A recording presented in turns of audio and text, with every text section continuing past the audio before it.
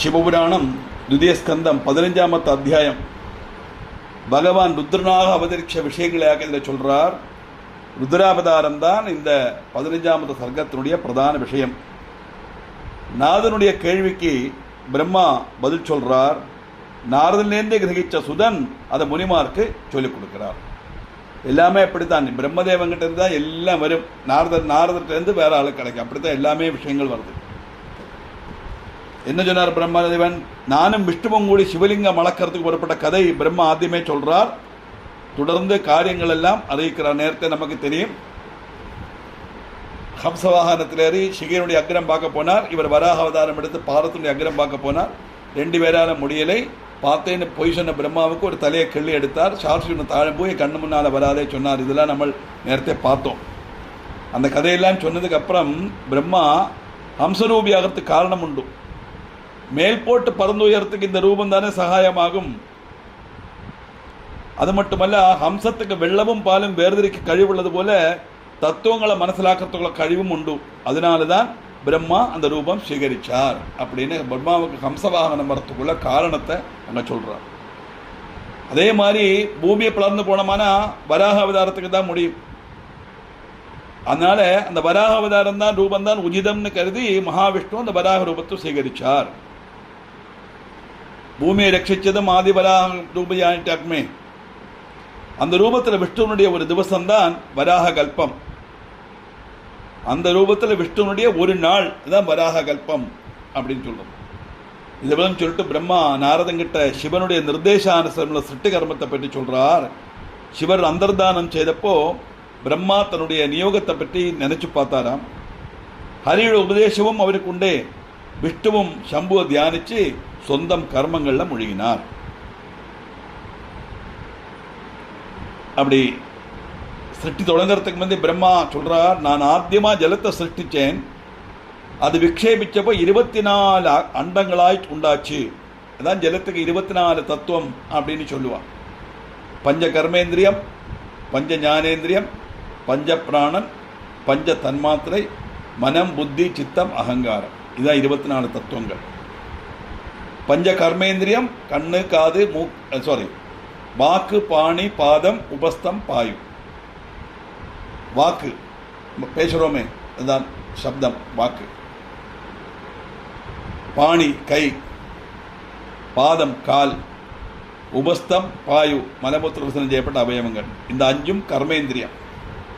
கண்ணு, காது, மூக்கு, நாக்கு, தொக்கு. கண்ணு, காது, மூக்கு, நாக்கு, தொக்கு. தொக்குன ஸ்கின். இது ஞானேந்திரியம். இந்த ஞானேந்திரியங்களுடைய பிரவர்த்தன சேஷி தான் சப்த, ஸ்பர்ஷ, ரூப, ரச, கந்தம். சப்தம், ஸ்பர்ஷம், ரூபம், ரசம், கந்தம்.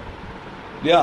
ஹியரிங் சவுண்டு, பார்க்கறதுக்கு கழிவு, சைட், ஸ்மெல், டேஸ்ட், டச்.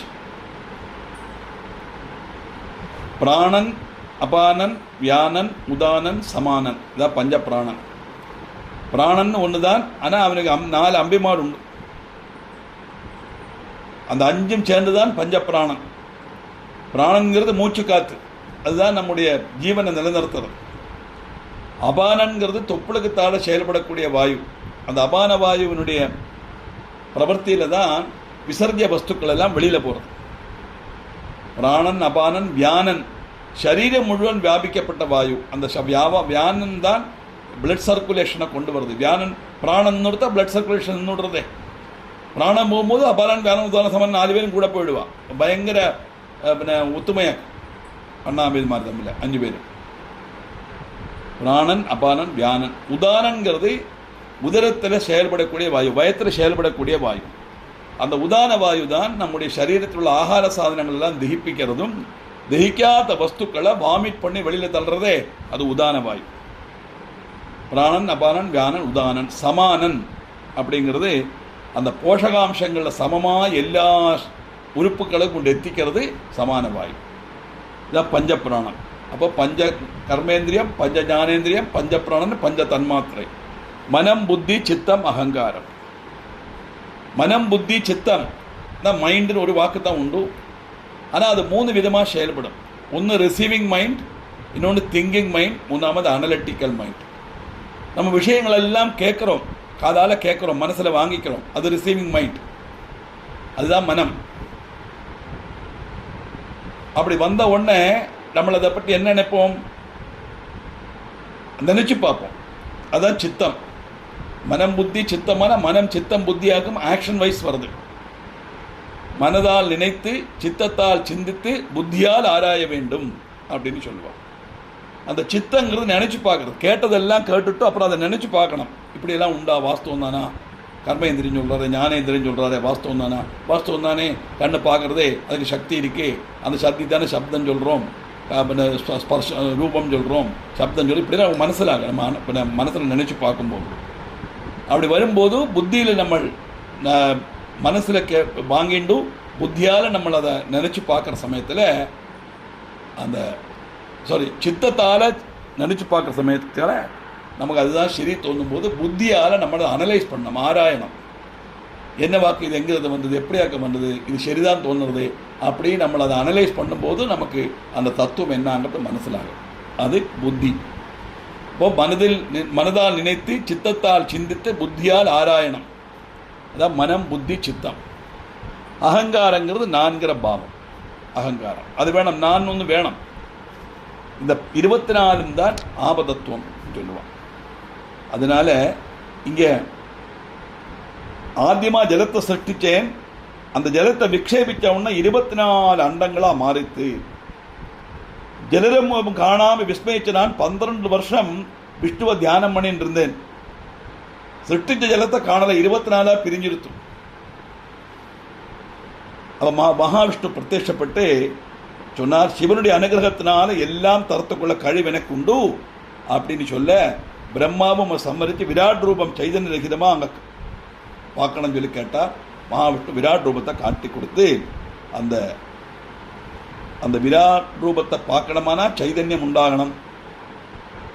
அப்படி விராட் ரூபத்தை காணிச்சார். எப்படி சகஸ்திர சீர்ஷா புருஷா சகஸ்திராட்ச சகஸ்திரபார் சொன்னோம் இல்லையா, சகஸ்திர சீர்ஷனான புருஷனாக விஷ்ணு அண்டத்தில் பிரவேசித்தார்.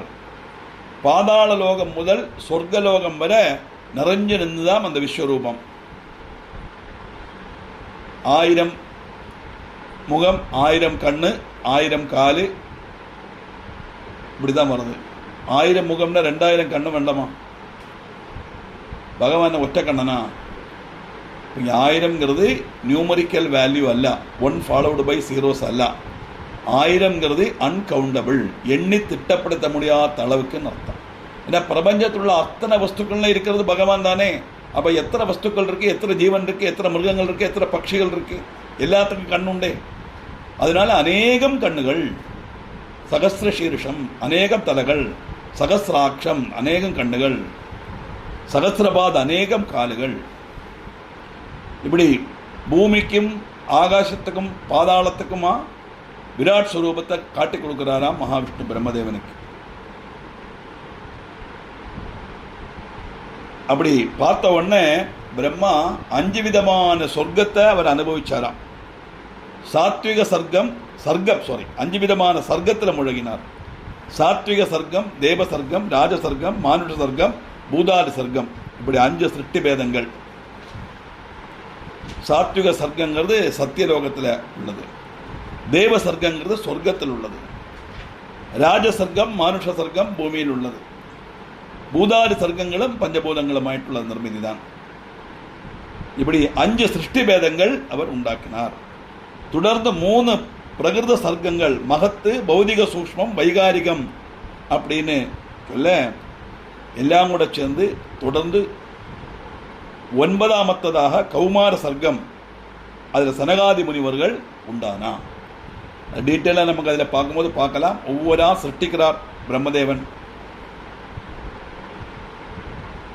அப்படி சனகாதி முனிவர்களை சிருஷ்டிச்சுட்டு நீங்கள் பாக்கி சிருஷ்டிகளை நடத்தணும்னு சொல்லும்போது சனகாதி முனிவர்களை எங்களால் முடியாது, எங்களுக்கு இந்த சிருஷ்டி பண்ணுற ஜோலியெல்லாம் எங்களால் முடியாது, நாங்கள் பரபிரமத்தை தியானம் பண்ணுவோம், எங்களுக்கு அந்த இதில் விட்டுறணும் அப்படின்னு சொல்ல, சிருஷ்டி கர்மத்தில் விமுகிருதனான பிரம்மா மறுபடியும் சிவனையும் விஷ்ணுவையும் தியானிச்சார். வேற என்ன பண்ணுறதை, அடுத்து என்ன செய்யலாம்? அப்படி பிரம்மா தபஸ் அனுஷ்டிக்க அந்த சமயத்தில் அர்த்தநாரீஸ்வரன் பிராதுர்பவிச்சு பூதகணங்கள் எல்லாம் உண்டாச்சு. பரமேஸ்வரன் சுயம் சிருஷ்டி கர்மத்துக்கு தயாராகலை. ஜனங்கள் ஜனன மரண துக்கத்தால் ஆவிஷ்டதாவா, துக்க சமுத்திரத்தில் முங்குவா. அதனால பிரம்மாவே அந்த பிரபஞ்ச சிருஷ்டிக்கு ஏற்றவும் யோகியன் அப்படின்னு மகேஸ்வரன் அருளி செய்தார். ஆദ്യം பரமேஸ்வரன் வந்தான சிருஷ்டிக்க சொன்னால் அம்படு பூதகணங்களாக சிருஷ்டிக்கிறார். பிரம்மதேவன் பார்த்தாரு, இல்லை நீ சிருஷ்டி பண்ண அம்படு பூதகணங்களாகிறது வேண்டாம், நானே பண்ணிக்கிறேன், நீ பேசாமல் இருந்தால் போருன்னு சொல்லி பரமேஸ்வரன் கிட்ட ரிக்வெஸ்ட் பண்ணார்னு சிவபுராணத்தில் பல இடங்களில் வருது, பல கதைகள் வருது. இந்த புராண இதிகாசங்களில் ஓரோ மாதிரி கதை வரும். முருகனுடைய ஆவிர்பாவம் பரமேஸ்வரன் நெற்றி கண்ணிலேருந்து அக்னிஸ்புரிதம் வந்தது. அதை கங்கையில கொண்டு நிக்ஷேபிச்சா, கங்காதேவி என்னால் தாங்க முடியல சொன்னோன்னா சரவண பொய்களை கொண்டு வச்சா, அப்படி 6 கார்த்திகை பெண்கள் எடுத்ததுனால 6 குழந்தைய வந்தது. இப்படி தான் நம்ம படிச்சிருக்கோம். இதுக்கு நேர் மாறான ஒரு கதையாக்கம் எனக்கு இந்த சம்ஸ்கிருத கிளாஸில் என்ன கிடச்சிது. அப்படி புராணங்கள் இருக்கான். புராணிக் என்சைக்ளோபீடியாவில் அப்படி ஒரு கதையை போட்டிருக்கான். எதுக்கு தான் அப்படி மாறி மாறி வருதுன்னா இதெல்லாம் தெரிஞ்சுக்கணும். இதெல்லாம் லோகத்தில் நடந்த வஸ்துக்கள் எல்லாம் தத்துவங்களாக்கம் தெரியணும். அதுக்கு தான் அப்படி மாறி மாறி மாறி மாறி பலவிதமான ரூபத்தில் அந்த எக்ஸ்பிளனேஷன் வருது. அந்த ரீதியில் பிரபஞ்ச சிருஷ்டியை ஏற்றவும் யோகியன் நீதான் பிரம்மா, உன்னால தான் முடியும்னு மகேஸ்வரன் அருளி செய்த. அப்படி பிரம்மதேவன் சிருஷ்டி தொடங்கினார் அப்படின்னு வருது. டீட்டெயிலாக மீனிங் நமக்கு அடுத்த கிளாஸில் பார்க்கலாம். சிவபுராணம் द्वितीय स्कंदम पंचदशोध्यायम 15th अध्यायम रुद्रावतार विर्भावः.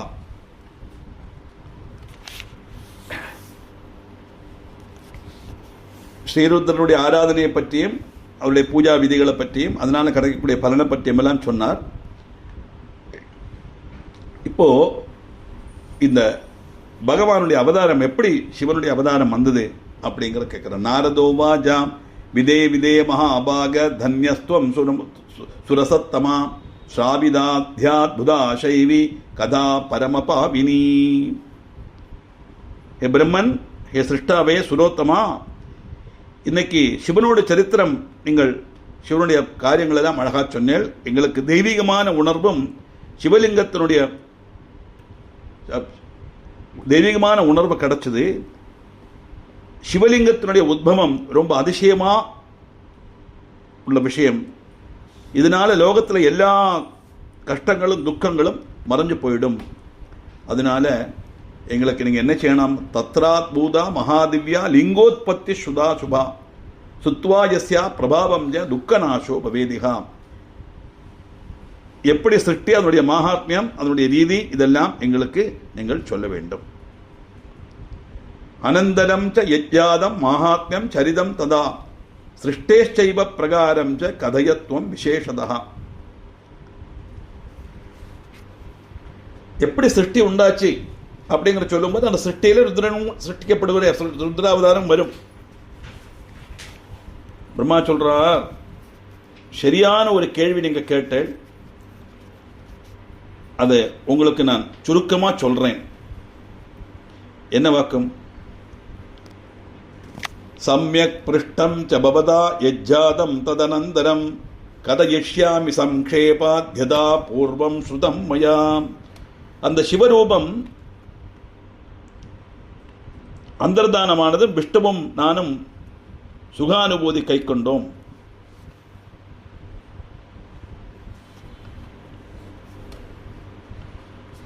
அதுக்கப்புறம் அந்தர்ஹிதே ததாதேவே சிவரூபே சனாதனே அகம் விஷ்ணுச்ச விப்ரேந்திர அதிகம் சுகமாப்னுயார்.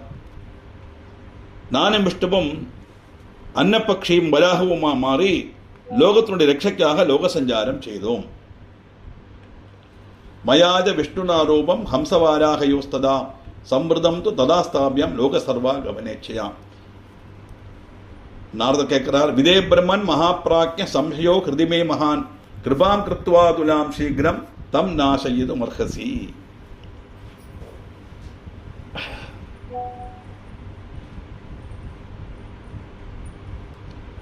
ஏ பிரம்மதேவா, உங்களுடைய அனுகிரகத்தில் எனக்கு நல்ல அறிவு இருக்கு.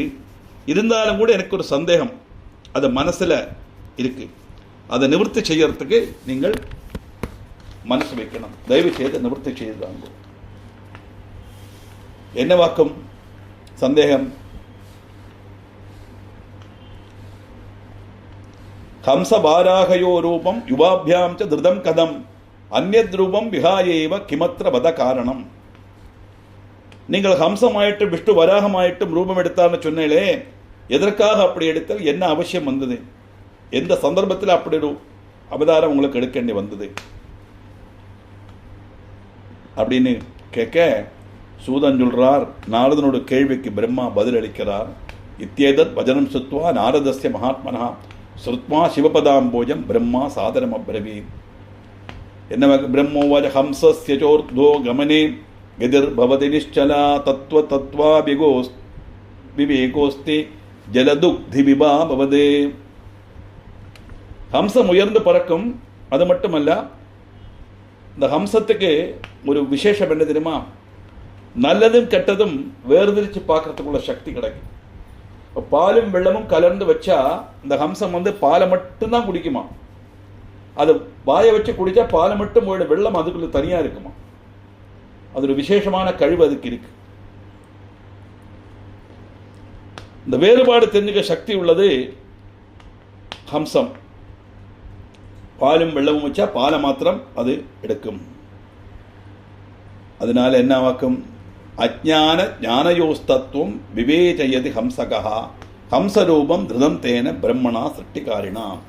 அதனால அஜ்ஞானத்தோடையும் அறிவோடையும் உள்ள வேறுபாடு மனசிலாக்கும். அந்த காரணத்தினால பிரம்மா சிருஷ்டாவு ஹம்சரூபம் எடுத்தார்.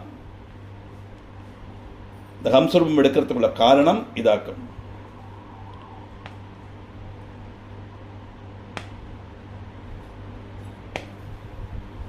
விவேகோ நைவ லப்தஷ்ட யதோ ஹம்சோ வெளியதே சிவஸ்வரூபதஸ்துவஸ்ய ஜோதிரூபஸ்ய நாரதா. நாரதா, எனக்கு சிவனோட ஜோதி ஸ்வரூபத்தினுடைய அக்ரம் பார்க்க முடியலை. இந்த கதை நான் ஏற்கனவே சொல்லியிருக்கேன், சௌந்தர்யம் படிக்கிறத எல்லாம். இருந்தாலும் ஜஸ்டா ஒன்று பார்ப்போம். ஆனால் அதெல்லாம் படிக்காத என்னோட கிளாஸில் வராதவா நிறைய இருக்கு, அதில் அவளுக்கு தெரிஞ்சிருக்கும். இருந்தாலும் சிவபுராணத்தில் உள்ள ஒரு இதை அனுசரித்து சிருஷ்டி பண்ணுறது நான் அப்படிங்கிற ஒரு நினைப்பு பிரம்மாவுக்கும், சிதி பண்ணுறது நான் ஒரு நினைப்பு விஷ்ணுவுக்கும் வந்ததாயிட்டு ஒரு கதை. ரெண்டு பேர்லையும் ஆருடைய கர்த்தவியம் பெரிசி அப்படின்னு கேட்க, ரெண்டு பேரும் பரமேஸ்வரன் கிட்ட போய் சொல்றா, சிருஷ்டியா ஸ்திதியா. சிருஷ்டி இருந்தா தானே ஸ்திதி பண்ண முடியும்னு பிரம்மன், ஸ்திதி இல்லைன்னா உன்னோட சிருஷ்டி பிரயோஜனமே இல்லையேன்னு விஷ்ணு. இதாக அவளுக்குள்ள தர்க்கம். விஷயம் தெரியறதுக்காக அப்படி கொண்டு வந்தால வழிய பிரம்மாவுக்கும் விஷ்ணுவுக்கும் சண்டை ஒன்றும் கிடையாது. இதெல்லாம் புராணத்தில் அப்படியெல்லாம் காணும். அதெல்லாம் சிவன் சொல்றான், நான் தீபஸ்தம்பமா நிற்கிறேன், என்னுடைய சிகையினுடைய அக்ரம் இல்லையான பாதத்தினுடைய அக்ரம் ஆறு முதல்ல பார்க்கிறாளோ அவளுடைய கர்மம் சிரேஷ்டம் அப்படின்னு சொல்ல, கேட்ட மாத்திரையிலே ஹம்ச வாகனத்தில் ஏறி பிரம்மதேவன் மேலே போயிட்டார். அவருடைய வாகனம் ஹம்சம் தான். ஏன் ஹம்சத்தை வாகனமாக மாறினாங்கிறதுக்கு தான் நம்ம கொஞ்சம் நேரத்தை சொன்னோம். இந்த நல்லதும் கெட்டதும் திரிச்சு அறிஞ்சா தானே சிருஷ்டி பண்ண முடியும். அந்த அதுக்கு தகுந்த மாதிரி உள்ள ரூபம் அந்த காரணத்தில் ஹம்சமா மாறினேன் அப்படின்னு. இவர் போயிட்டே இருக்கார், ஜடை வளர்ந்துட்டே இருக்கு, பார்க்க முடியல. மகாவிஷ்ணு வராகவதானம் எடுத்து பாதாளத்துக்கு போனார், அவராலையும் பார்க்க முடியல. மகாவிஷ்ணுவுக்கு மனசிலாச்சு இது நடக்காத காரியம் சொல்லி அவர் நேர ஆனஸ்டா சரண்டர் ஆயிட்டார். என்னால் முடியலை, நான் தோல்வி சம்மதிக்கிறேன். பிரம்மதேவன் பறந்து பறந்து பறந்து போறார். அப்போ அவருடைய மனசுல என்ன ஆனா, மும்மூர்த்திகள் பிரம்மா விஷ்ணு மகேஸ்வரன் இந்த உலகத்துல, பரமேஸ்வரன் பரீட்சண வஸ்து, மகாவிஷ்ணு சாமர்த்தியசாலி, எப்படி பாதம் பார்த்துடுவார்.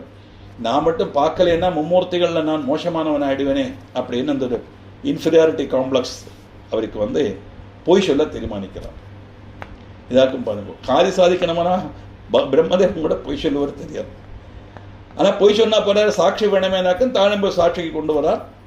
தாழம்பு அதே மாட்டேன்னு நிர்பந்திச்சு வர சமயத்தில் சொல்லத்தேன் பொய் சொன்ன காரணத்தினால 5 முகமா இருந்த பிரம்மாவனுடைய ஒரு முகத்தை பரமேஸ்வரன் கிள்ளி எடுத்துடுறார். அதுதான் பிரம்ம கபாலமா அவர் கையில வச்சுருக்கார். தாழம்பூ இனிமே கண் முன்னால வராதே சொன்னதுனால நேரத்தை நம்ம பார்த்தோம், தாழம்பூ சிவ பூஜைக்கு எடுக்கப்படாது அப்படின்னு. அப்படி அங்கி ஸ்தம்பமா நிற்கும் போது தேவர்கள்லாம் பிரார்த்தனை பண்ணினா, நீங்கள் பழைய மாதிரி லிங்க ரூபமா மாறணும், எங்களுக்கு ஆராதனை பண்ணணும் அப்படின்னு சொல்ல, அத்தனை அப்படியே தன்னுடைய அந்த பிரபாவத்தை அப்படியே ஒரு சிவலிங்கமாயிட்டு அவர் மாறினார். அந்த லிங்கோத்பவ காலமாக்கும் சிவராத்திரி அப்படின்னு ஒரு ஐதீகம் இருக்கு. சிவராத்திரி பல ஐதீகம் உண்டு. லிங்கோத்பவ காலம் சிவராத்திரி. அது நடந்த இடம் திருவண்ணாமலை. திருவண்ணாமலையில் நடந்ததாயிட்டாக்கும் ஸ்தல புராணத்தில் வருது. அது அதைத்தான் இங்கே கோட் பண்ணுறார்.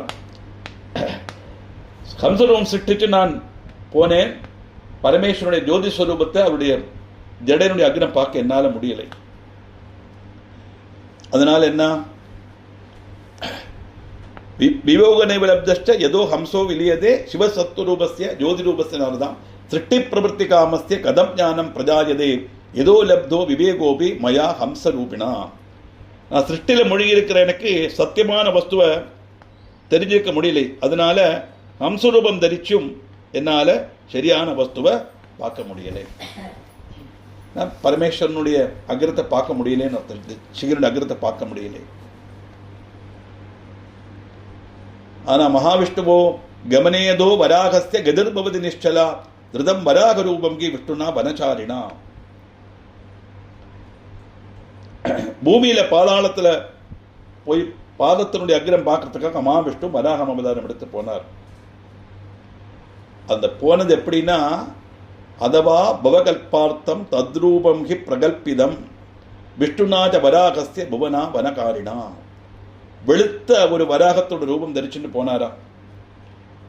அந்த வெளுத்த வராக அவதார ரூபம் தரிச்ச அந்த நாள் முதலாக்கும் ஸ்வேத வராக கல்பம் ஆரம்பமானது அப்படின்னு. இப்ப நம்ம ஸ்வேதவராக கல்பத்தில் இருக்கோம். நம்ம ஸ்வேதவராக கல்பே வைவசுதமன்வந்திரே அஷ்டாபிகம் சரதமே கொலிகை பிரதமே வர சங்கல்பம் பண்றோமே. இந்த ஸ்வேதகரா வராக கல்பம் அந்த மகாவிஷ்ணு வெளுத்த பன்றியாயிட்டு அவதரிச்ச சமயத்திலேருந்து உள்ள கால அளவாக்கும். வராகம் அவதாரம் எடுத்ததே எதுக்கு? இத்தினம் ஹி சமாரபிய தத்ரூபம் திருதமானகரி தத்தினம் பிரதிகல்போசு கல்போ வாராக சம்யகா. வராக அவதாரம் தொடங்கினது முதல் இந்த கல்பம் ஆரம்பமானது.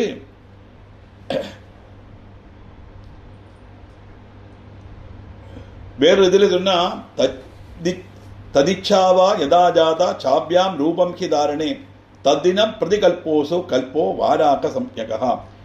வேற ஒரு இதில் சொன்னா இந்த கல்பம் தொடங்கிறதுக்கு வேண்டியே விஷ்ணு அந்த அவதாரம் எடுத்தார் அப்படின்னு சொல்லலாம். இது ஓரோ கல்பத்திலேயும் இது ஆவர்த்திக்கும் பாருங்க. அப்போ இது என்னைக்கும் நடந்த சம்பவம் அல்ல. ராமாயணமாகட்டும் பாகவதமாகட்டும் பாரதமாகட்டும் இதெல்லாம் ரெப்படிஷன் அப்படின்னு வருது. இந்த கல்பாந்த காலத்தில் கலியுக அவசானம் 4,32,000 வருஷம் கலியுகம். அதில் 5,400 5,450 கணக்காய்க்கலாம். 5,400 வச்சுக்கலாம் ஒரு குத்து மதிப்பாக கழிஞ்சாச்சு. இப்போ 4,32,000 4,32,000 minus 5,400 that is the remaining period கலிகாலம். அந்த காலம் முடிஞ்ச உடனே எப்படி தனுஷ்கோடி போச்சோ அதே மாதிரி இந்த உலகம் பூரா போயிடும். இந்தியா மட்டுமல்ல, இந்த உலகம் பூரா சமுத்திரத்துக்கு அடியில் போயிடும். அதுக்கப்புறம் தான் அடுத்த கல்பம் ஆரம்பிக்கும், சுற்றி ஆரம்பிக்கும். அதில் தான் கிருதயுகம், திரேதாயுகம், துவாபர யுகம், பின்னே கலியுகம் எல்லாம் வரும். அந்த ஓரோ கலியுகத்திலேயும் ஓரோ கல்பத்திலேயும் வராக கல்பம் ஸ்வேதவராக கல்பம் வரும்போது இந்த வராக அவதாரம் உண்டாகும். அதனால நாரதா இது பிரஷ்னோத்தரம் தத்தம் பிரஸ்துதம் ஸ்ருணாரதா ஸ்மிருத்வா சிவபதாம்போஜம் பக்ஷே சிருஷ்டிபிதம் முனே. உன்னுடைய கேள்விக்கு நான் பதில் சொல்லியாச்சு. ஏன் வராகமா எடுத்தேள் என்னவாக்கும் காரணம் கேட்டால் பதில் சொல்லியாச்சு. இனி சிவனோட பாடத்தை தியானிச்சு நான் அவருடைய அவதார கதையை சொல்றேன். எப்படி? அந்தர்ஹிதே மகாதேவ துவகம் லோகபிதாமகா ததீயம் வஜனம் குர்யாத் பஜனம் கர்த்தும் அத்தியாயன் தியான தத்பரஹா நமஸ்கிருத்ய ததா சம்பும் ஞானம் பிராப்ய ஹரேஸ்ததா ஆனந்தம் பரமம் கத்வா சிருஷ்டிம் கர்த்தும் மனோததே. அப்படி சிவன் அப்பிரத்யட்சமானார். லோகபிதாமகன் சிவனுடைய ஆக்ஞையை மேற்கொண்டு அவரை மனசுல தியானிச்சு நான் தபஸ்ல போனேன். சிவனை வணங்கி விஷ்ணுவும் அவருடைய அனுகிரகத்தினால அறிவை நேடி அவருடைய மானசிக லோகத்தை அவர் போக நானும் சிருஷ்டி தொடங்கினேன். விஷ்ணுஷ்டாபி ததா தத்ர பிரணிபத்திய சதாசிவம் உபதிஷ்ய சரமாம் தாத ஹெந்தர் தானம் உபாகதா. விஷ்ணுவும் சிவனை வணங்கி எனக்கு சிருஷ்டிக்குள்ள அனுகிரகம் தந்து அவரும் அப்பிரத்யட்சமானார். நான் மட்டும் மிச்சம். சிவனும் அந்தர்தானமாயாச்சு, விஷ்ணுவும் அந்தர்தானமாயாச்சு. சிவானுகிரகத்தினால சந்துஷ்டனான விஷ்ணு வைகுண்டத்தில் போய் பிரம்மானந்தத்தில் மூழ்கி இருந்தார். சிருஷ்டிக்கு தொடக்கமான நான் சிவனையும் விஷ்ணுவையும் மனசில் தியானிச்சு ஜலத்தை ஆத்தியம் சிருஷ்டிச்சேன். பிரம்மாண்டச்ச பகிர்கத்வா பிராப்பிய சம்பவனுகிரகம் வைகுண்ட நகரம் கத்வா தத்ரோவாச ஹரிசதா அகம் ஸ்மிருத்வா சிவம் தத்ர விஷ்ணும் வை சிருஷ்டிகாமியா பூர்வம் சிருஷ்டும் ஜலம் யச்ச தத்ராஞ்சலி முதாட்சிபம். முதல்ல ஜலத்தை சிருஷ்டிச்சேன். தன்னுடைய கைக்கும்புள்ள ஜலம் எடுத்து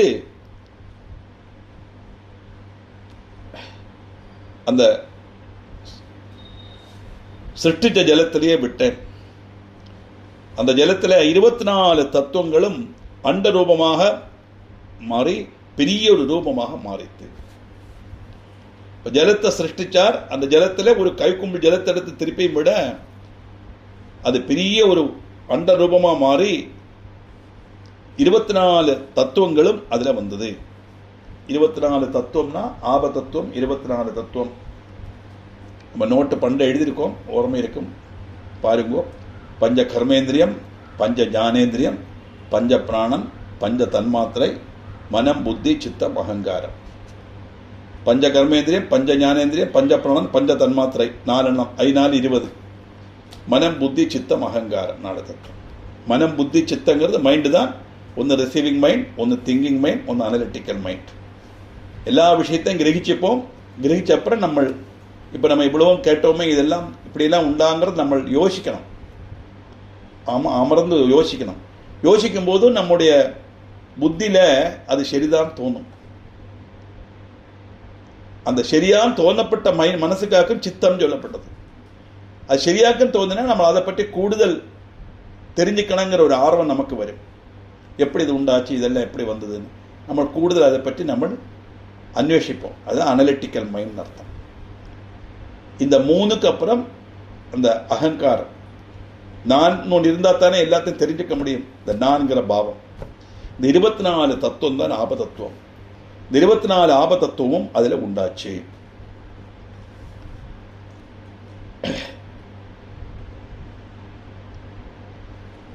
இப்படி ஜலத்தை சிருஷ்டிச்சேன். பெரிய ஒரு அண்டமாக மாறி பெரிய ரூபத்தில் நிற்கிறது. என்ன செய்யணும் தெரியல. தத சம்சயமா அபன்ன தபஸ்தேவே சுதாருணம் துவாதசாப்தமகம் தத்ர விஷ்ணு தியான பராயணா. என்ன செய்யணும் தெரியாத சந்தோகத்தோட நான் மகாவிஷ்ணுவை 12 வருஷம் தியானிச்சேன். 12 வருஷங்கிறது 12 தேவ வருஷம். இப்போ நம்மோட கணக்கில் 12 × 365. நம்முடைய ஒரு வருஷங்கிறது அவளுக்கு ஒரு நாளாகும். இப்போ நம்முடைய 365 வருஷமாக்க அவளுடைய 12 வருஷம். என் நண்பர்களே கேட்டுங்கோ. தஸ்மின்ச்ச சமயே தாத பிராதுர்பூதோ ஹரிஸ்வயம் மாமுவாச்ச மகாபிரேத்தியா மதங்கம் சம்ஸ்பிருஷத் முதா. அந்த சமயத்தில் விஷ்ணு என்னோட முன்னால் வந்து அவதரிச்சார். என்னுடைய கைகளை ஸ்பர்சிச்சு சந்தோஷத்தோட சொன்னார். விஷ்ணு ருவாஜா பரம் ப்ரூகி பிரசன்னோஸ்மி நாதேயோ வித்யதே தவா பிரம்மன் சம்பு பிரசாதேன சர்வம் தாதும் சமர்த்தகா. பிரம்மதேவா, உன்னுடைய தபஸ்தனை நான் சந்துஷ்டனானேன். என்ன வரமணம் கேளு. உனக்கு தர முடியாததா எதுவும் இல்லை. ஏன்னா சிவானுகிரகத்தினால நீ எதை கேட்டாலும் நான் அதை தருகிறேன் அப்படின்னு. சிவானுகிரகத்தினால தரேன்னு விஷ்ணுவே சொன்னான்னா சிவன் வேற விஷ்ணு வேற கிடையாது. அந்த பிரம்மத்தினுடைய அனுகிரகத்தினாலேன்னு தாற்பயம். அதான் தெரிஞ்சுக்கணும் நம்ம. நாரதன் பிரம்மதேவன் கேட்கிறார். பிரம்மோபாஜாம் யுக்தமேதன் மகாபாக தத்தோகம் சம்பனா சதே ததுக்தம் யாச்சதே மேத்ய தேஹி விஷ்ணோ நமோஸ்துதே. 30 இடத்துல 2 ஸ்லோகம் கூட. என்னுடைய பாக்கியம் சிவனுடைய அனுகிரகம் உங்க மூலமாக எனக்கு கிடைக்கிறது. அதனால நான் உங்கள்கிட்ட கேட்பதுதான் முறை அப்படின்னு பிரம்மதேவன் விஷ்ணுவை வணங்கி நமஸ்காரம் பண்ணி சிவனுடைய ஆజ్ఞை அனுசரித்து எனக்கு என்ன உண்டோ அதை நீங்க கொடுங்க. என்ன வேணும்னு கேட்கல. சிவனுடைய ஆக்கிரகம் அனுசரித்து என்ன உண்டோ அதை கொடுங்கோ அப்படின்னு சொன்ன உடனே விராட் ரூபம் இதம் ஹியண்டம் இதம் ஹி அண்டம் சதுர்விம்சதி சம்யகம் நச்சைதன்யம் பவத்யாதோ ஜடீபூதம் பிரதிருஷ்யதே. இந்த பெரிய அண்டம் விராட் ஸ்வரூபம், அதில் 24 தத்துவங்களும் அடங்கியிருக்கு. ஆனால் அதில் எந்த ஜீவனும் இல்லை. அதனால அது ஜீவன் இல்லாததாக இருக்கு. அதுதான் எனக்கு நான் என்ன செய்யணும் தெரியாம நான் உங்களை பிரார்த்தனை பண்ணினேன். பிராதுர்பூதோ பவானத்ய சிவானுகிரகதோ ஹரே பிராப்தம் சங்கர சம்பூத்யா ஹண்டம் சைதன்யமாவஹா. விஷ்ணு நீங்க என் முன்னாடி பிரத்யட்சப்பட்டிருக்கேள் சிவானுகிரகத்தினால. அதனால இந்த சேதனை இல்லாத அண்டத்தை சிவனுடைய சக்தியினால இயங்க செய்ய வேண்டும். ஏன்னா இன்ஆக்டிவா இருக்கு அந்த அண்டம், அதை ஆக்டிவ் ஆக்கணும். அப்படின்னு சொன்னா ஆக்டிவ் ஆகணுமானா அது உள்ள ஜீவஜாலங்கள் உண்டானத்தானே ஆக்டிவ் ஆகும். அதுக்குள்ள அனுகிரகம் பண்ணணும் அப்படின்னு பிரம்மதேவன் கேட்க மகாவிஷ்ணு அனுகிரகம் பண்ணினார். எப்படிங்கிறத நமக்கு நாளத்த கிளாஸ்ல பார்க்கலாம்.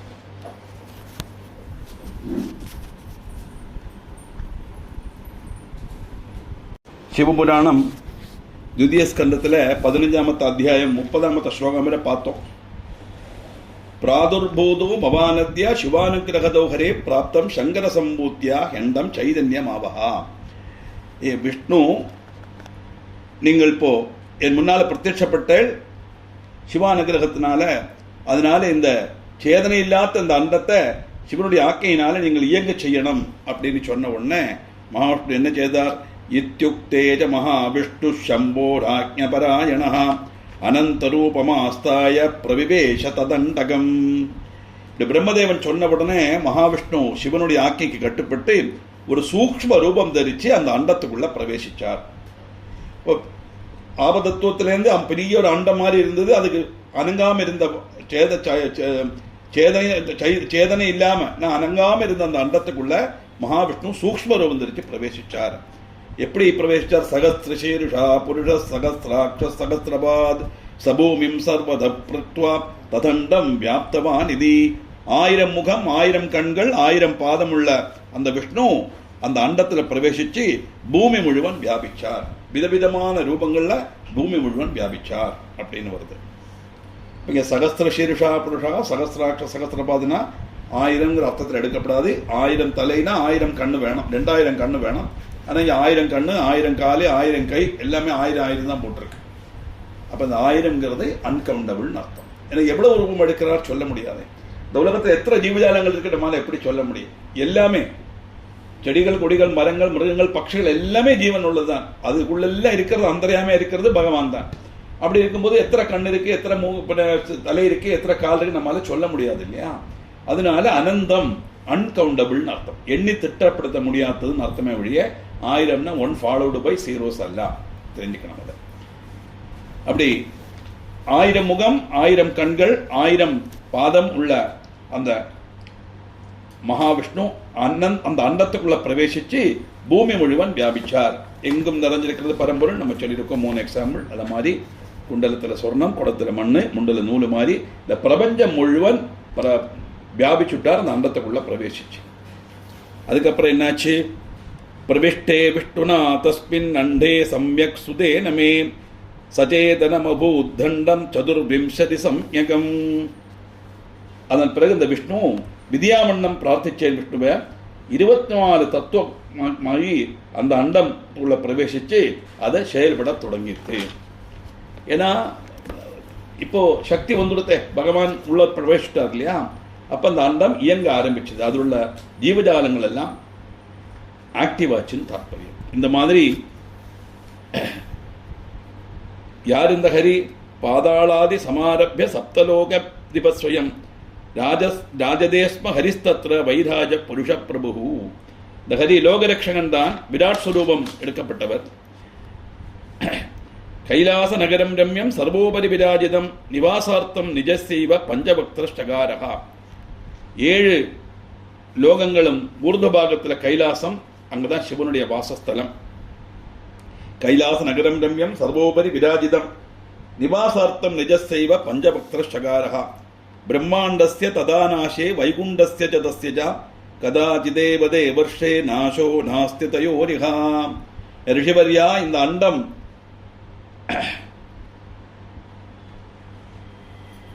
சலிக்காம இருந்தாலும்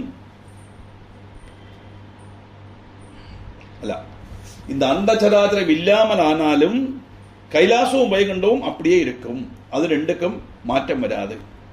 அதை தவிர பாக்கி எல்லாம் அந்த ஈஸ்வர ஸ்வரூபத்தில் லயிச்சிடும் தாத்பரியம் மகா பிரளய காலத்தில். சத்தியம் பதமுபாஸ்ரித்ய ஸ்திதோகம் முனிசத்தமா சிருஷ்டிகாமோ பவம் தாத மகாதேவாக்ஞயாஹ்யம். முனிசப்பரியா, நான் சத்தியலோகத்தில் இருக்கேன், மகாதேவனுடைய ஆக்கையினால நான் சிருஷ்டி கர்மம் செய்கிறேன்.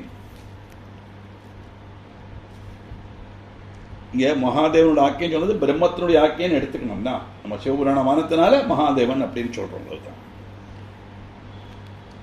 அப்படி சத்தியலோகத்திலிருந்து நான் சிருஷ்டி ஆரம்பிக்கிறேன். எப்படி? சிஸ்ருக்ஷோரதமே பிராபுர் அபவத் பாபசர்கா அவித்யா பஞ்சகஸ்தாத புத்தி பூர்வஸ்தமோபமஹா. நான் சிருஷ்டி தொடங்கினதும் பாபம்தான் முதல்ல வந்தது. மாயா ரூபத்தில் அது அவித்யால் ஆக்கப்பட்டு புத்தியா இருந்தது அந்த சிருஷ்டி முதல்ல. எப்பவுமே அப்படித்தான் பார்க்கிற கடையும் போது ஆദ്യം காலகூட விஷம் தானே வந்தது. எதுவுமே ஆദ്യം கெட்டது தான் வரும், அது போனாத்தான் நல்லது வரும் தாற்பயம். அதனால இங்கே அவித்யை தான் வந்தது. அவித்யன்னு சொன்னா பிரம்மன் தான் சத்தியங்கிற உணர்வு இல்லாத அவஸ்தை. மித்தியான லோகத்தை சத்தியம் நம்புறோமே, அதுதான் அவித்யை. அந்த புத்தி தான் வந்தது. அந்த புத்தி வந்ததுக்கு அப்புறம் என்னாச்சு? தத பிரசன்ன சித்தோகம் அசிருஜம் ஸ்தாபராபிதம் முக்கிய சர்க்கம் ச நிசங்கம் அத்தியாயம் சம்புசாசனாத். அதுக்கப்புறம் ஒரு அபாரமான வஸ்துக்களை சிருஷ்டிச்சேன். பின் சிவனுடைய ஆக்ஞையினால நான் தபஸ் பண்ணேன். எப்படி? நிசங்கமா அந்த போத வஸ்துவை நான் தியானம் பண்ணினேன். நிசங்கம்னா ஒன்றிலேயும் கூட்டு சேராம அந்த பிரம்மசத்துவத்தை மாத்திரம் நான் தியானம் பண்ணினேன்.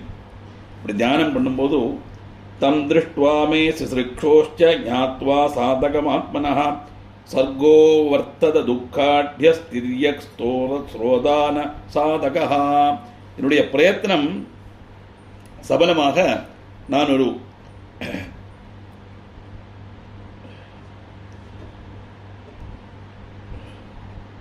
சிருஷ்டி தொடங்கினேன்.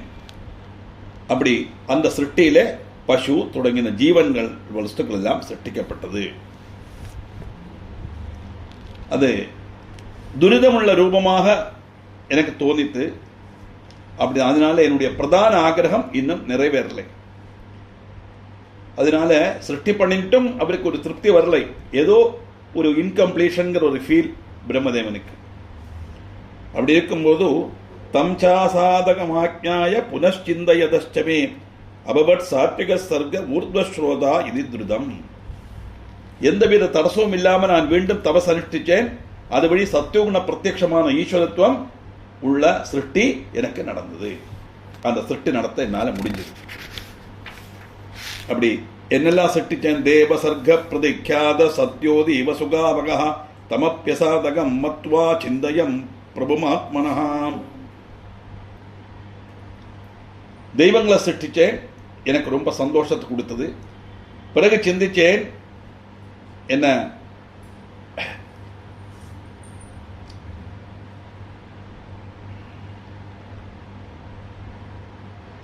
என்னுடைய லட்சியத்துக்கு இது போராது அப்படின்னு எனக்கு தோணித்து.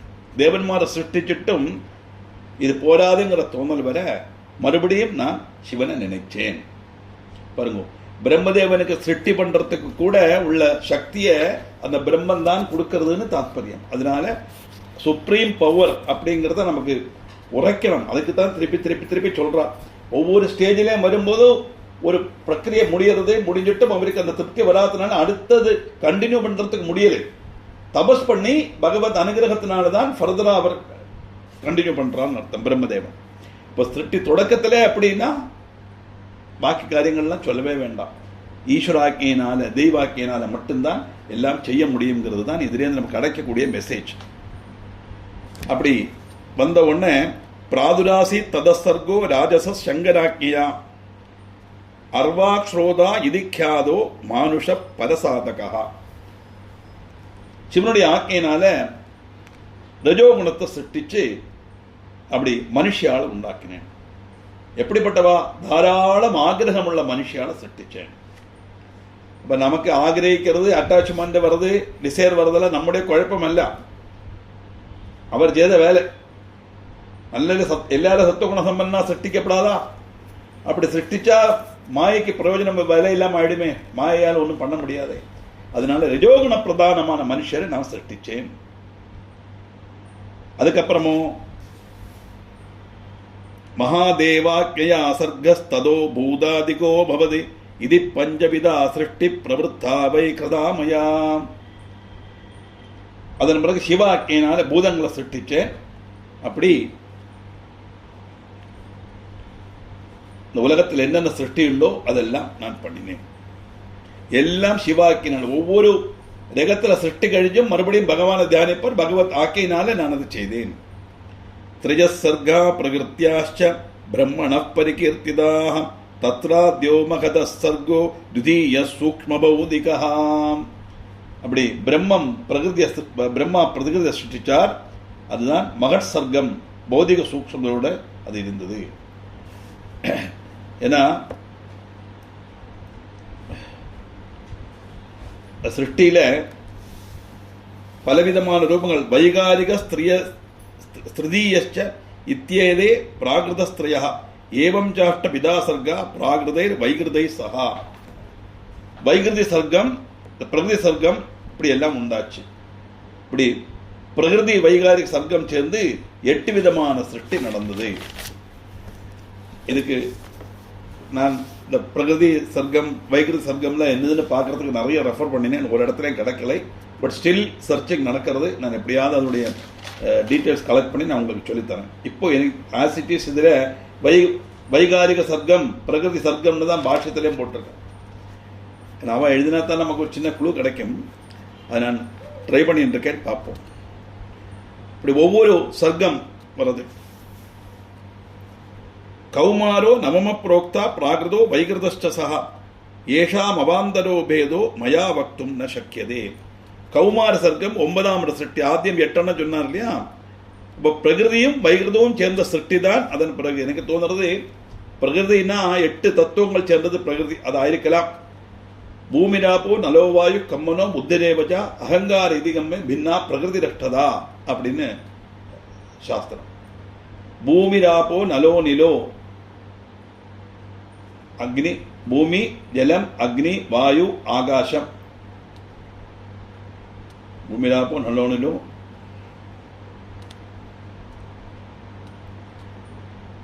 அகங்கார இதிகம்மை பின்னா பிரகிருதி ரஷ்டதா. மனம், புத்தி, அகங்காரம், இந்த 8. அப்போ பஞ்சபூதங்கள், மனம், புத்தி, அகங்காரங்கிற 3 தத்துவங்கள். இந்த 8ம் சேர்ந்துதான் பிரகிருதி தத்துவம். பூமிராப்போ நலோனிலோ கம்மனோ புத்தி தேவஜா அகங்கார அதிகமே பின்னா பிரகிருதி ரஷ்டதா. ஒரு வாக்கு விட்டு போனா ஸ்லோகம் போயிடுறது, வர கிடைக்க மாட்டேங்குது. கம்னா ஆகாசம். இந்த கம் விட்டு போனனாலே அடுத்த கிடைக்கல. இப்போ நிலம், நீர், நெருப்பு, காற்று, ஆகாயம் பஞ்சபூதங்கள். மனம், புத்தி, அகங்காரம், இந்த 8 தத்துவம். அந்த சித்தத்தை மனசுக்குள்ள கொண்டு வந்துட்டான். அதனால தனியாக சொல்லலை. அதை இப்படி 8 தத்துவங்கள் அடங்கின பிரகிருதி தத்துவம். அதுக்கப்புறம் 9ஆம் இட சிருஷ்டியாய் கௌமார சர்க்கம் வந்தது. அதன் பிறகு நடந்த காரியங்கள் எல்லாம் என்னால் விவரிக்க முடியாது, என்னுடைய கழிவுக்கு அதீதமானது. எல்லாம் சிவாக்கியனால நடந்தது. அதை சொல்லறதுக்குள்ள கழிவு எனக்கு இல்லை அப்படின்னு பிரம்மதேவன் அந்த சிருஷ்டியினுடைய காரியத்தை அங்க சொல்லி முடிக்கிறார். அல்பத்வாத் உபயோகஸ்ய வச்மி சர்க்கம் த்விஜாத்மகம் கௌமார சனகாதீனாம் எத்திர சர்க்கோ மகானுபூத். கடைசியாக நான் இப்போ பிராமணிக சிருஷ்டி நடத்தினேன். அதில் சின்ன சின்ன பிரச்சனைகள்லாம் இருந்தது. இந்த சர்க்கத்தில் தான் குமார சர்க்கத்தில் உள்ள சனகாதிகள் வந்தார்கள். சனகன், சனந்தனன், சனாதனன், சனத்குமாரன் 4 பேர். சனகன், சனந்தனன், சனாதனன், சனத்குமாரன் இவாளெல்லாம் என்னுடைய மானசிக புத்திரன்மாராக்கும். அவளை சிருஷ்டிச்சேன். எதுக்குன்னா அவளை கொண்டு அடுத்த சிருஷ்டி நடத்த செய்யலாம் அப்படிங்கிற எண்ணத்துல தான் நான் மானசீகமாக அவளை சிருஷ்டிச்சேன். ஆனா என்னாச்சு? சனகாத்யா சுதாமேகி மானசா பிரம்ம சம்விதாக மகா வைராக்கிய சம்பன்னா அபவன் பஞ்ச சுப்ரதாக. அதுகள் பிறந்த உடனே வைராக்கியசாலிகளா பிறந்துடுது. அதனால எங்களுக்கு லௌகிகமான விஷயத்துல இச்சமில்லை, நாங்க வைராக்கியசாலிகளாக தான் இருப்போம் அப்படி சொன்னதுனால அவளை வச்சு இனி சிருஷ்டி நடத்த முடியாதுங்கிற தீர்மானத்துக்கு வந்தார் பிரம்மதேவன். அப்படி விஷய விரக்தி வந்து சன்னியாசிமாராக மாறிட்டா அந்த 4 பேர். அப்போ பிரம்மதேவனுடைய அடுத்த ப்ராசஸ் பின்னே வர்றது, இவாளையா சிருஷ்டிக்கு இவா மூலமா சிருஷ்டி நடத்தலாம்னு நினைச்சார், அது நடக்கலை. அப்படி வந்த உடனே மயாக்ஞப்தா அபித்யதே சம்சார விமுகாபுதாக சிவத்தியானே கமனசோ நசிருஷ்டோ சகிரே மதிம். விபலமான புத்தியும் ஞானம் உள்ளவாள் இருந்ததுனால லௌகிகத்திலேருந்து அவ விலகி இருந்தான். ஏன்னா என்னுடைய மானசபுத்திரன்மாருக்கு ஜெரிச்ச உடனே அவளுக்கு விபுலமான புத்தியும் ஞானமும் உண்டாயிருந்தது. அந்த காலத்தினால விஷயம் வேண்டாம், லௌகிக விஷயங்கள் வேண்டாம் அப்படின்னு விரக்தி வந்து அவ சன்னியாசியா போயிட்டான். வேற வழி இல்லாம நான் சிவனை தபஸ் பண்ணினேன், நான் தபஸ் பண்ணேன், அவளையும் தபஸ் பண்ணறதுக்கு நான் ஆக்ஞை கொடுத்தேன். எப்படி ஹே மகர்ஷே கேட்டுங்கோ. பிரத்யுத்தரம் தைதத்தம் சுத்வாகம் முனிசத்தமா அகார்ஷம் குரோதமத்யுக்ரம் மூகமாப்தஷ்ட நாரதா. அந்த சிட்டி கர்ப்பத்துக்கு விமுகராக இருந்த காரணத்தினால நான் அவளுக்கு நான் ஆக விஷமிச்சேன். என்ன 4 புத்திரன்மாரை சிருஷ்டிச்சேன், இவா மூலமா மற்ற காரியம் நடக்குமே அப்படின்னு நினைச்சேன். அதுவும் முடியலை. அவள்லாம் வைராக்கியசாலிகளா மாறிட்டா. அதனால அவளை நிர்பந்திச்சுட்டும் பிரயோஜனம் இல்லை. அவள் சிருஷ்டி பண்ண மாட்டாங்கிறது தெரிஞ்சதுனால அவளை சிவத்தியானம் பண்ண சொல்லிவிட்டு விட்டேன். ஆனால் என் மனசுக்குள்ள விஷமம் வந்துடுது. அந்த விஷமம் வந்தவொடனே என்னாச்சு? நினைச்சது நடக்கலைன்னா அடுத்து என்ன வரும்? கோபம் வரும். எப்பவுமே அப்படித்தானே இல்லையா? நம்ம எது நினைச்சாலும் உடனே நடந்திருக்கு. நம்மள்கிட்ட கோபம் வந்து வண்டியில பொறுத்த டிராபிக் நிறைய இருந்தா என்ன கோபம் வந்துடுறது. ஆமா, முன்னக்க வண்டி பஸ்ஸுக்கார போக மாட்டேங்கிறான். அவன் போனதுக்கு அவனே நம்மள மாதிரி போறதுக்கு தான் வரான். பஸ்ஸுக்காரனுக்கு என்ன வெயில வண்டியை ஓட்டணும்னு என்ன அவனுக்கு என்ன தலையில் எடுத்து அவனுடைய பொழப்பது. அவன் வண்டி ஓட்டின்னு போறான். அதுலேயே நம்மள மாதிரி நிறைய ஆளுகள் இருக்கா, பல காரியங்களுக்கு போப்பட்டவா இருப்பான். எங்க போறான் நமக்கு சொல்ல முடியாது. அப்ப அந்த இடத்துல எல்லாம் பொறுமையா தரனா முடியாது. உடனே கோபம் வந்துடும் நமக்கு. ஒரு ஆட்டோவை கணிச்சு கை நிறுத்தினா உடனே கோபம் வந்துடும். இது மனுஷ சுபாவம். அது பிரம்மதேவனுக்கு அப்படித்தான் வந்தது. ஏன்னா அந்த மாதிரி பாடுபட்டு ஓரோ பிராവശ്யம் வருஷக்கணக்காக தபஸ் பண்ணி ஒவ்வொரு சக்தியை ஆர்ஜிச்சு சிவாக்கியினால ஒரு சிருஷ்டியை நடத்திட்டு வந்தார். இந்த 4 குழந்தைகளை வந்தா இவாளாவது நல்லது செய்வா, நமக்கு கொஞ்சம் ரெஸ்ட் எடுக்கலாம்னு நினைச்சா அது முடியாது சொல்லிட்டு போயிடுச்சு. கோபம் வராம என்ன செய்யும்? அப்படி கோபம் சந்தேகம் சேர்ந்து வந்த என் கண்ணிலிருந்து 2 துண்டு கண்ணீர் வெளியில் விழுந்தது. குருத்தஸ்ய மோகிதா அஸ்யாத்யம் விஹ்வலஸ்ய முனே மமா க்ரோதேன நேத்ராபியாம் பிராபதன் அஸ்ருபிந்தபா. 2 துள்ளி கண்ணீர் வந்தது. இந்த கோபமும்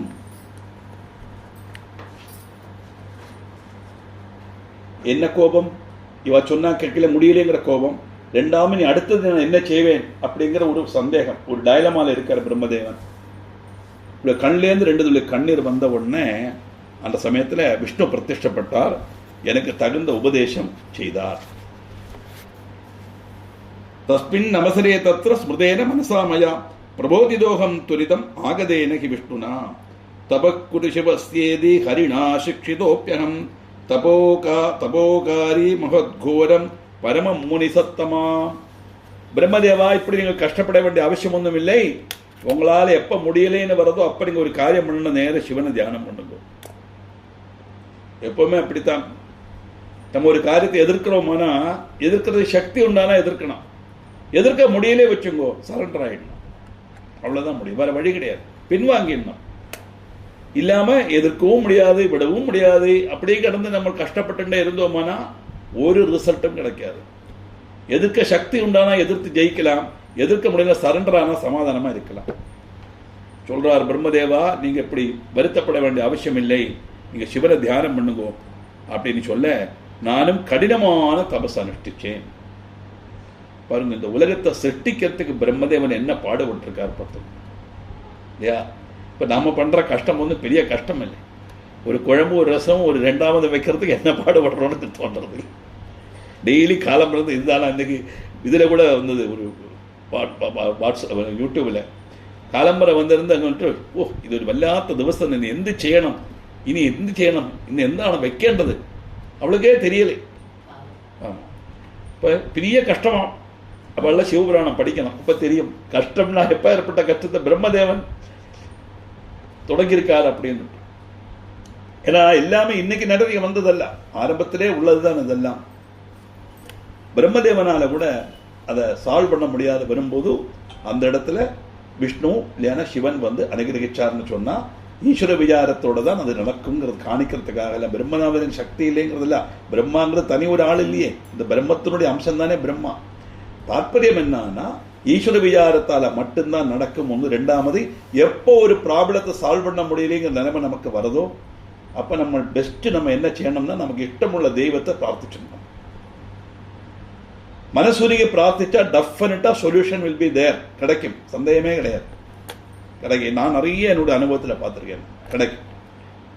அல்லாமல் வேற ஆரையும் கேட்டு ஐயோ நான் அம்போன்னு உட்காந்துருக்க வேண்டிய அவசியம் இல்லை, பிரார்த்தனை பண்ணினா கிடைக்கும். இதெல்லாம் தான் நமக்கு இது படிக்கிறதுனால நமக்கு செய்ய வேண்டிய குணங்கள் நமக்கு கிடைக்கப்பட்டது. அது நிச்சயமா நம்முடைய லைஃப்ல அது உபகாரப்படும். சொல்றார், நீ எடுத்துக்கோ, கடினமான தபஸ் அனுஷ்டிச்சார். தபஸ் அனுஷ்டிச்சா பலன் கிடைக்காம இருக்குமா? பிரம்மதேவன் இல்லையா?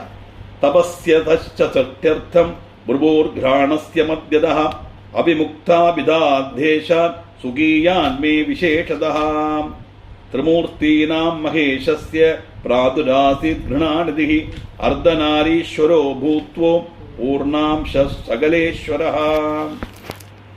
சிவனை நினைத்து தபஸ் அனுஷ்டிச்சேன் அப்படின்னு அவர் அனுஷ்டிக்க சொல்லணும், அனுஷ்டிச்சேன்.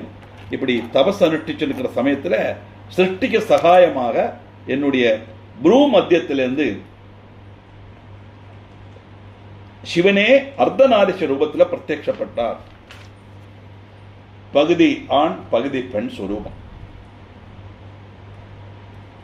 இப்படி பிரத்யட்சப்பட்ட உடனே தமஜம் சங்கரம் சாட்சா தேஜோராசி உமாபதிம் சர்வஜம் சர்வகர்த்தாரம் நீலலோகித சம்யகம் திருஷ்டுவா நத்வா மகாபக்தியா ஸ்துத்வாஹம் து பிரகர்ஷிதா அவோச்சம் தேவதேவேஷம் சிருஜத்வம் விவிதா பிரஜா. இப்படி தபஸ் அனுஷ்டிக்கிற சமயத்தில் அந்த அர்த்தநாரீஸ்வரரா பிரத்யட்சப்பட்டார். அந்த பிரத்யட்சப்பட்ட பார்த்த உடனே அந்த தேஜஸ் திளங்கித்து உமாபதி சர்வவியாபி எல்லாருக்கும் சிருஷ்டிகர்த்தான அந்த சக்தியை நான் வணங்கினேன், பிரார்த்தனை செய்தேன். அதுக்கப்புறம் நான் அவள்கிட்ட சிருஷ்டி நடத்துறதுக்காக நான் அபேட்சிச்சேன்.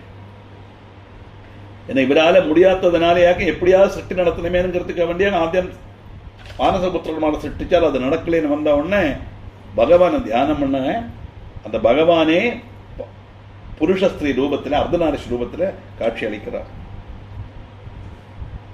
அப்படி காட்சி அளிச்ச உடனே ஸ்ருத்வா மமவஜசோத தேவதேவோ மகேஸ்வரா சசர்ஜ சுவாத்மனாஸ்துல்யான் ருத்ரோ ருத்ரகணான் பகூன். நான் அப்படி அபேட்சிச்சேன். அபேட்சிச்ச உடனே சிவன் தன்னுடைய ரூபத்தில் ரஜோகுண பிரதமான சிருஷ்டி தொடங்கினார்.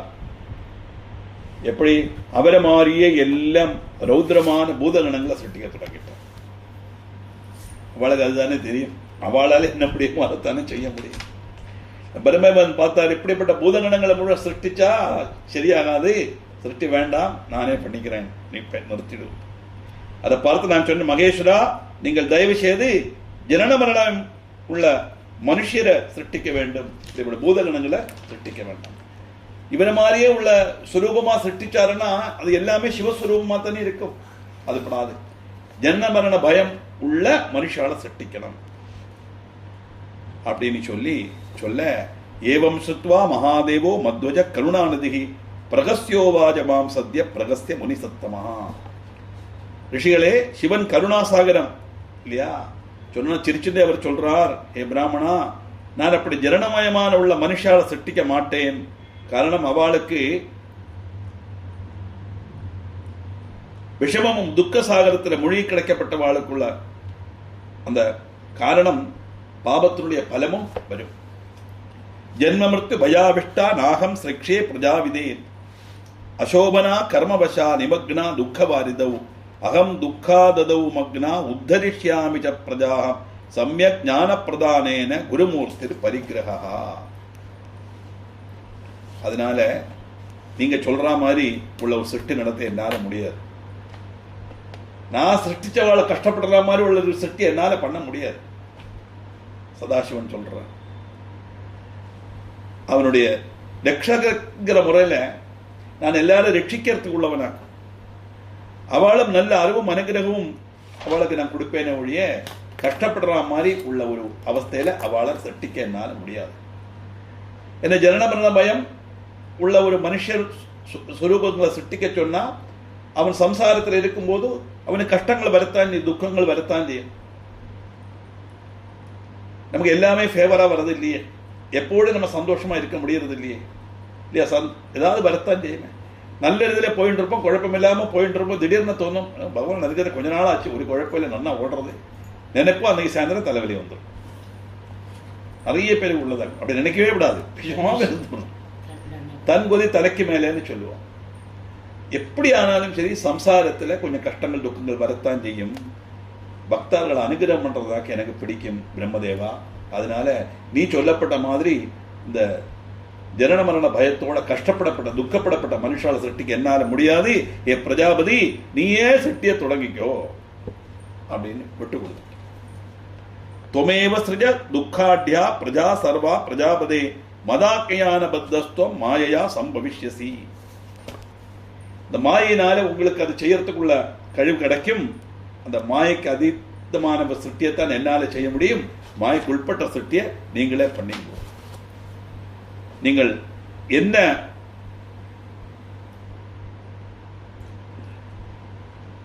சிருஷ்டி பண்ணினாலும் மாயை உங்களை பாதிக்காது.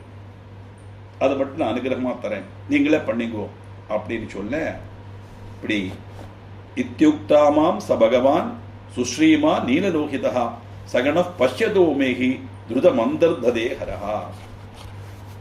அவர் என்னுடைய புருவ மத்தியிலிருந்து வந்தார், அவதரிச்சார், எனக்கு உபதேசம் தந்துட்டு தேஜோ ரூபியான சிவன் என் முன்னாடி கடாட்சம் அளிச்சு அவருடைய பூதகணங்களோட சேர்ந்து அங்கிருந்து அப்பிரத்யட்சமானார் அப்படின்னு சொல்லி அந்த ருத்ர அவதார கதையை முடிக்கிறார் 14வது சர்க்கத்துல. 15 16 சிருஷ்டி வர்ணனம். இப்போ பரமேஸ்வரன் அப்படி சொல்லிட்டு போயாச்சு. ஆனா பிரம்மதேவனுக்கு அவருடைய சிருஷ்டி தொடங்கித்தானே ஆகலாம்.